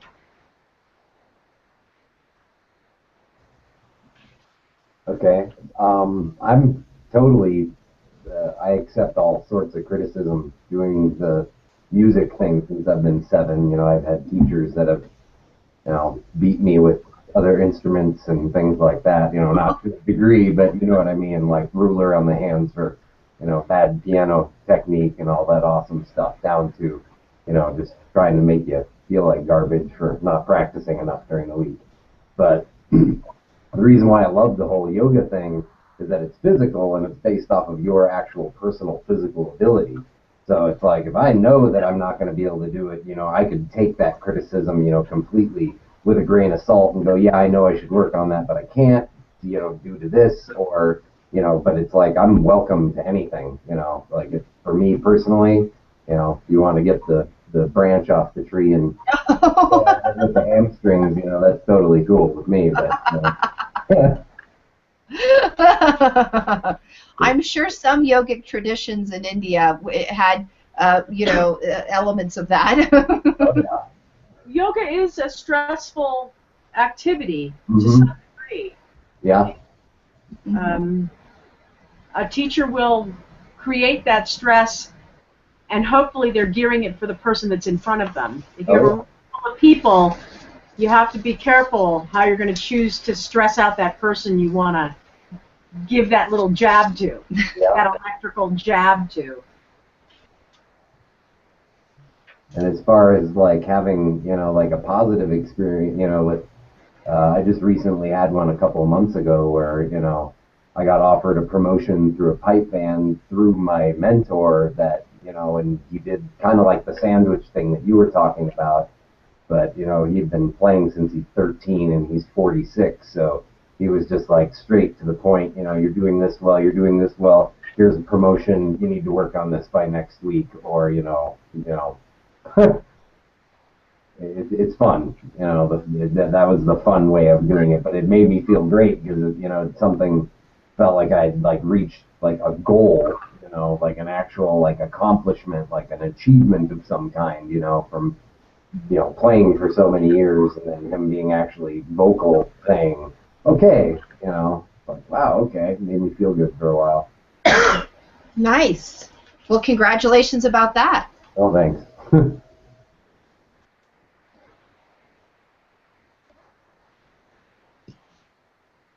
My turn, I guess. Yes, Janice. Hi. Well, I'm with Margaret on the whole feedback thing. I like to have feedback. If I had a lot of it, I would start to become self-conscious. So a little bit at a time, you know, one thing at once, or 2 things to work on at one class, and then, you know, next time let's do, you know, something else, but not like a whole bunch. Mm-hmm. It's funny because I have the 2 times when I was criticized that really stick out to me are both from acting classes. And when I was in high school, I had an acting class, and the teacher was just, I never connected with him. And he was one of those kind of class clowns that kind of took it to you know, as a teacher, he was still playing that. And so I remember being up there and having to do a scene in front of everybody, and I was really shy. And I did something really awkward. I sat down, but before I sat down, I crossed my legs. So he got up there and he totally mimicked me and said, "What was that?" And, you know, the whole class busted up. And it was really humiliating, you know, and for somebody who was really shy at the time. But what's funny is that years later, gosh, 10 years later, I took acting again in college, and this time the teacher was just, I don't know, he had a way of just really reaching out and talking to me and really getting to know me and knowing, and, you know, really complimenting me when I did do something well. But then he was also totally no nonsense when I did something wrong. And one time I was doing a scene, it was a romantic scene, right? And my objective was, we had to pick a verb, and my verb was entice, right?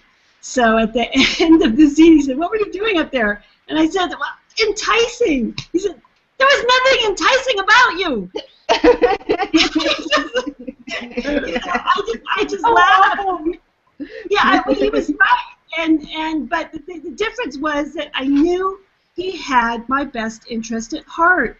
He wasn't just trying to make everybody laugh. He was really thinking, what he was trying to make me better, and it did. It helped me. But I would never do that in a yoga class.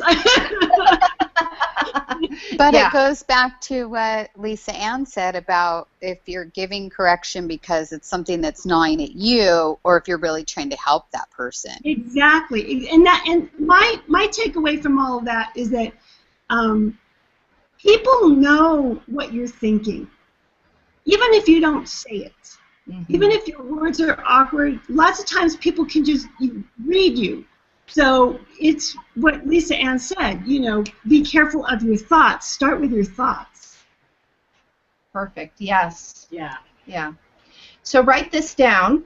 So this is the rule in giving feedback as far as I'm concerned.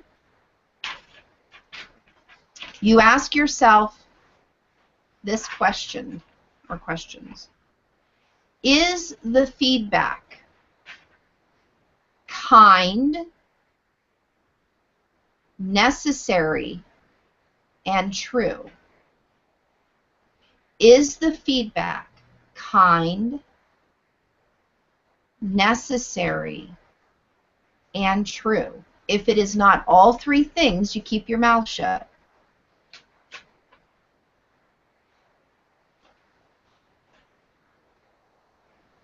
You can apply this to your life, by the way, if you'd like. If you think of something to say, but it's not kind, keep your mouth shut. If you think of something to say and it's really not necessary. If you There's an acronym. What is? There's an acronym. It's THINK. And hopefully I can remember them all now that you've listed 3 of them, because it says before you speak, you should think. And is it true? Is it helpful? I think is H. Now I'm going to forget I. Necessary and kind are the rest of think. I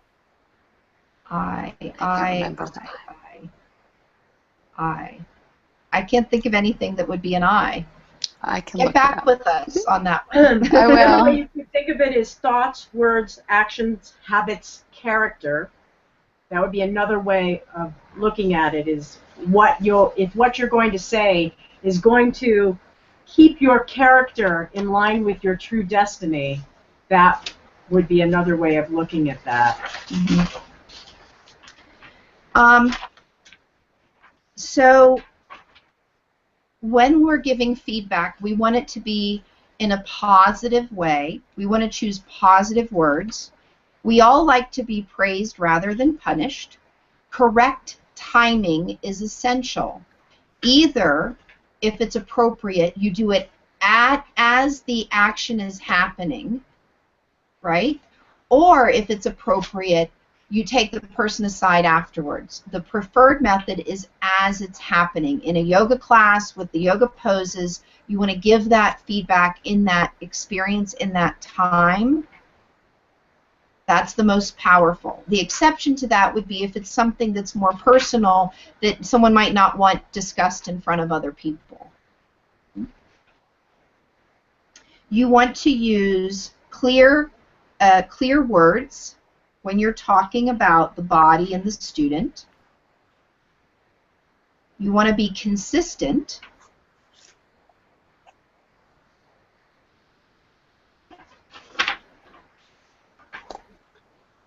I cannot encourage enough corrections to be insisted upon positively.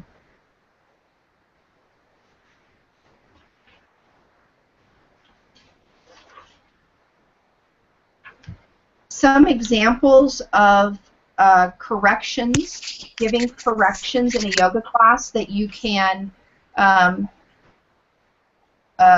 go to as sort of your hit list would be posture, right? Standing up straight, rolling the shoulders back, turning, bringing the hips a little over the ankles, drawing the chin back a little bit, lifting from the crown of the head.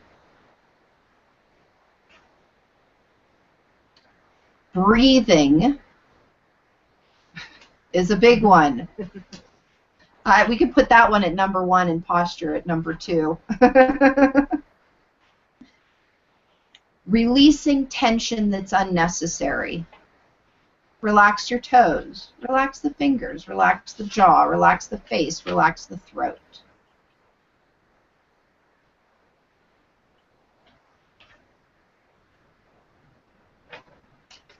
Tension inhibits free movement. I'll say it again. Tension inhibits free movement.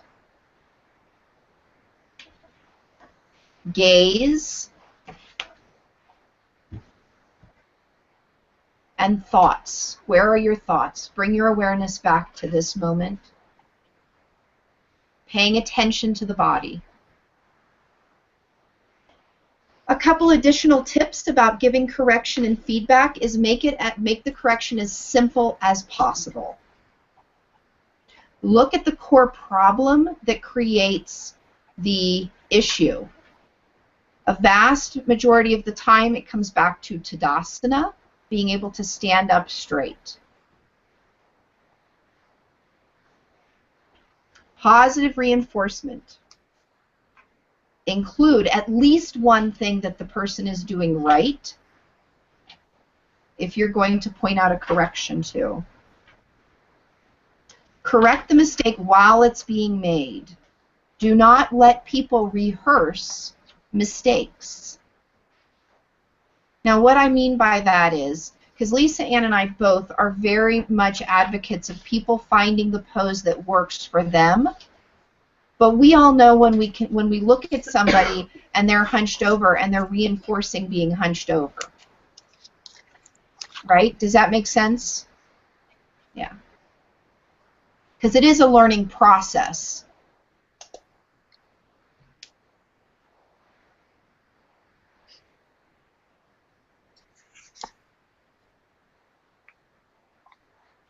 Allow students to feel progress.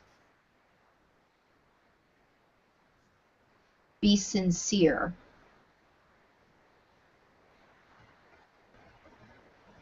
Build the steps logically so that students are able to achieve the pose and have success. Don't set them up for failure, right?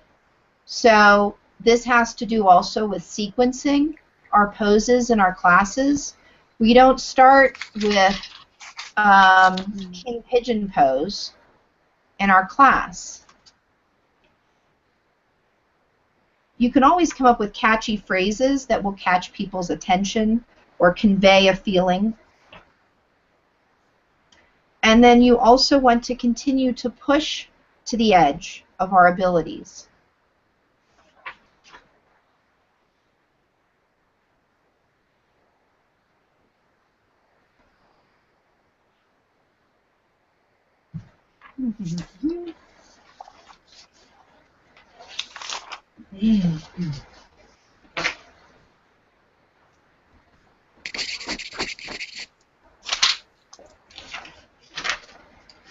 Let's see what we have with time. Okay, 10 minutes. I found the think. Yes, what is it? It is, before you speak, think. Is it true? Is it helpful? Is it inspiring? Is it necessary? Is it kind?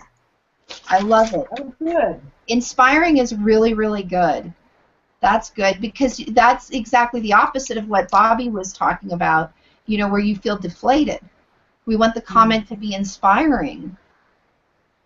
I like that.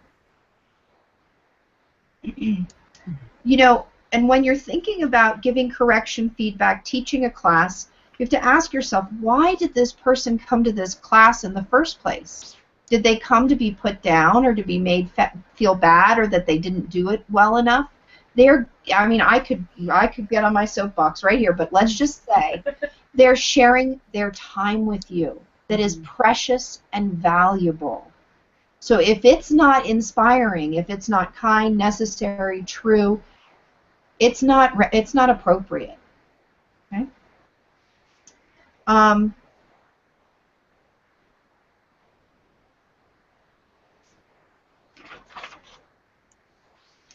So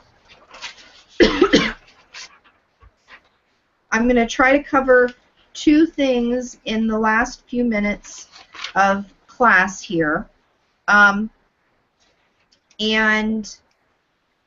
one way to convey or to have someone pay attention to you and to teach a pose is to demonstrate it. And there's different ways of demonstrating asana. We think of demonstrating asana as a person sitting or standing in front of class and doing the poses. That is not teaching. That's demonstrating. Okay, they're two different skills. Keep in mind, and this is really important, so I'd like everybody to really pay attention to this. This is critical. Lisa Ann already introduced this idea in prior classes. We want to hit it home. I'm going to say it forcefully in my bossy voice because I'm telling you, the best teacher may not be the most experienced. The best teacher is not always the most prepared. The best teacher may not be the most qualified. It just may be that the best teacher is the most present teacher. I'm going to read it one more time, and I'm going to add something in there. The best teacher may not be the most experienced. The best teacher may not be the most physically able. The best teacher is not always the most prepared. The best teacher may not be the most qualified.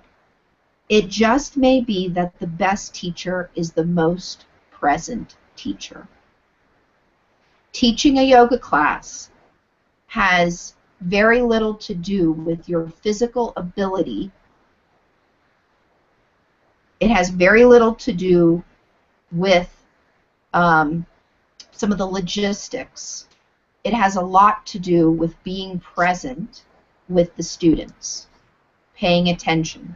That is a hard thing to do. That's something that we grow into. We get better. We sometimes have off days, sometimes have brilliant days.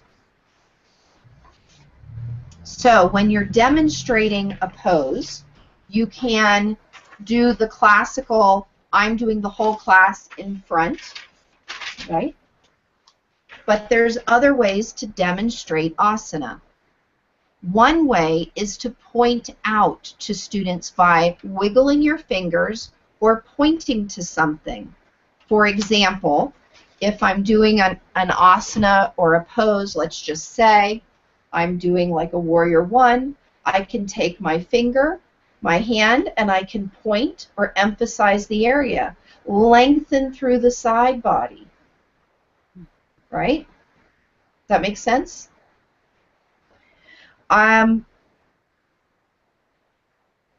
Demonstrating asana also, it gives the teacher feedback.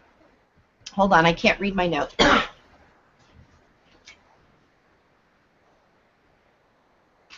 No, give the teacher feedback. Like we did in class this past Saturday where I did the pose and I said, I did a triangle pose and I said, is my arm straight up for my lower arm? Remember that? That's another way to demonstrate asana. Another way is to tell students, come look, watch me, come over here and see this. And like Lisa Ann did, she directed what's the angle to see this best. Come right next to the wall because you can really see when I demonstrate this pose. Mm-hmm. And that's why changing position in the room affords you the luxury of looking at what people are doing. Mm-hmm. What are they actually doing to their joints? Are they in a good alignment for themselves. Demonstrating the pose before people do it, right? Come watch me, look at me, doing the pose first, and then having them do it. This is important when you're teaching poses where the neck can be injured by moving the neck in the pose. Poses that are reclining and inversions. It's very hard to watch you demonstrate a pose while I'm trying to go into handstand. Keep in mind that keep in mind that it is not your yoga practice. You need to adjust, you need to watch. You have to stand up, you have to go to and see the pose if needed. One of my favorite ways of demonstrating asana is to use another student and say, Bobby, will you please demonstrate this asana? This is to show a different body and to show different responses.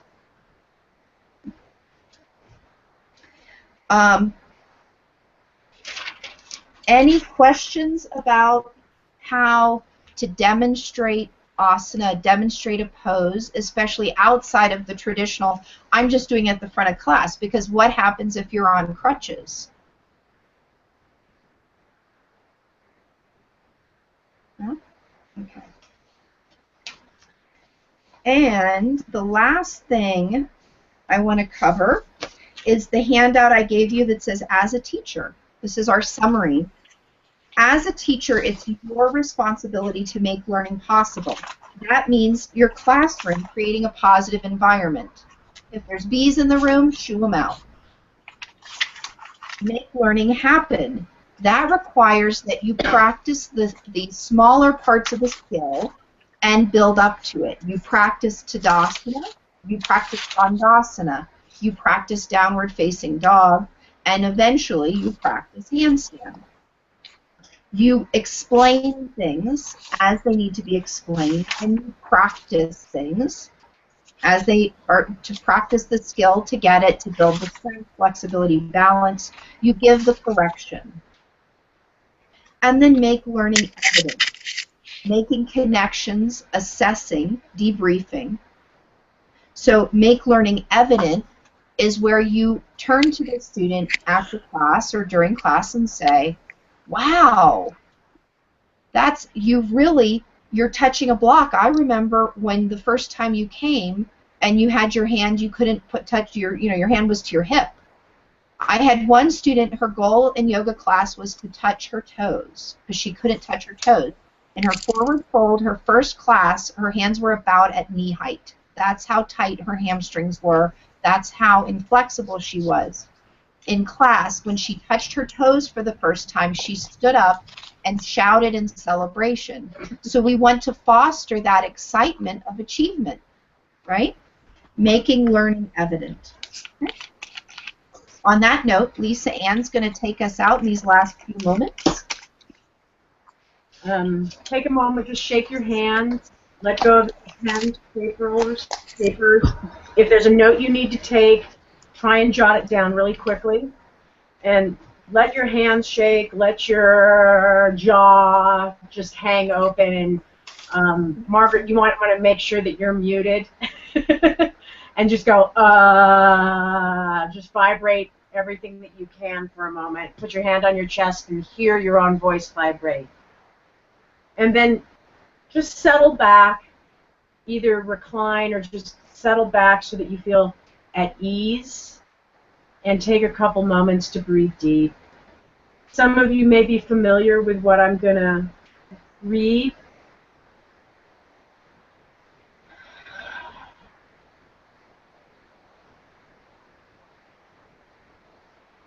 Our deepest fear is that we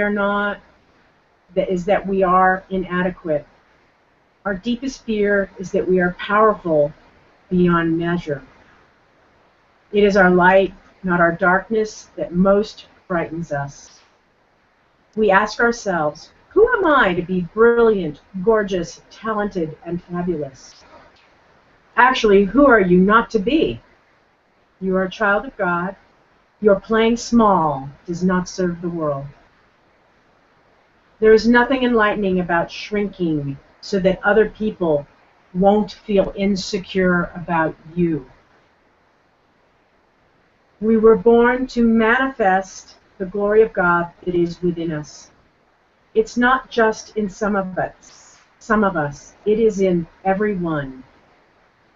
And as we let our own light shine, we unconsciously give other people permission to do the same.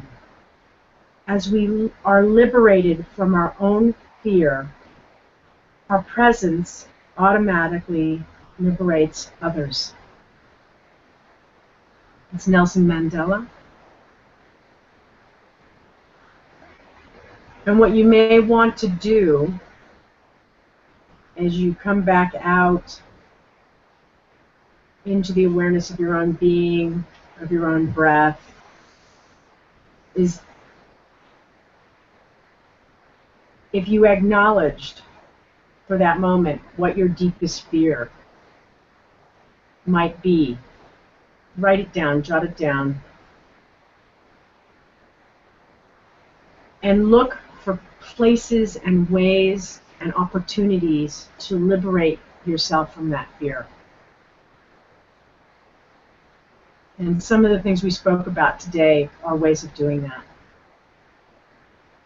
Your presence automatically liberates others when you do that. Namaste. Namaste. Thank you, everyone. Lisa Ann and I will stay online for a few minutes more if anybody has any questions. And also, I sent out an email today about the assistant teaching opportunities in June. And so make sure you check that out. It's a great chance to get some hands-on experience, some one-on-one time with us, and some time in class. And if no students show up, we still practice, and you get to teach us, which is fun. So check out that email, and we'll stay on if anybody has any additional questions. Our next class I have is on the 7th. Is that Saturday? You bet. I will not be there on Saturday. Got it. Luckily, my plans got changed this past Saturday, and also one in July I thought I might not be able to make, I'm able to make. So it's all falling into place. So this is the only Saturday you won't make it? On this coming up. Yeah. Yes. Do email us so that you remind us what days. Yeah. That's helpful. Okay. Oh, yeah, we never went over July and August, did we? We No, only did the first 2 months. Yeah, we just did the first 2 months. Yeah. No, you're right. Okay. Look at Anton's puppy dog. Anton. That's so cute. But we'll have some homework for you, Margaret, for sure, because we are covering some things, and I would suggest, because some of it is in-person type things, so I would suggest trying to maybe make a time